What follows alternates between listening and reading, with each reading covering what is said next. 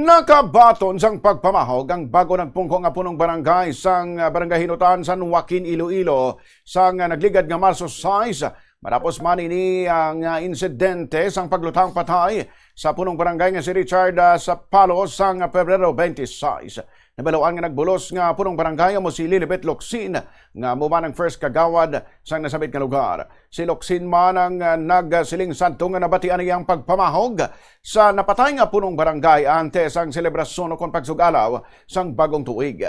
Sa interview sang Bombo Radio kay Police Captain Isagadi Tabares, hepe sang San Joaquin Municipal Police Station, iyagin pahayag nga ginsiling ni Locsin nga may nagpanuktok sa ilang puluyan sang alas 3:40 sa kagahon kag nagpaandam sa punong barangay nga hindi sa magpasilabot sa kaso sang napatay nga punong barangay. Wala man makilala ni Locsin ang duha ka mga individual bangod nga madulong kag hindi man sa pamilyar sa tingog sang nagpamahog nga mga individual. Gilayon naman nga nagpadulong si Locsin sa kapulisan ug report ang among nga insidente. Sa subong may yara na sang mga katapos ang kapulisan kag sang First Iloilo Provincial Mobile Company nga gin-deploy sa lugar agud datagan seguridad si Locsin kag ang iya mga himata.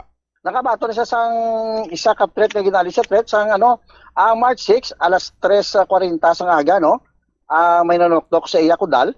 Pag manuktok siya kudal ang nagwa sa pagwaya ang tao may gatindong nga tao nga duwa sa gwa kag ginambalansa nga kap hindi ka lang mag-entra sa kaso ni Ricky sa Palo ang aton nga former punong barangay bilang gintero patay sa may barangay Hinatan. Nag-deploy ro kita ka tawo to sa vicinity ni punong barangay Locsin Kag may nag-augment man aton nga taga First Provincial Mobile Force Company Bali nag-augment man sila para i-secure man ang seguridad ni punong barangay ang iya pamilya.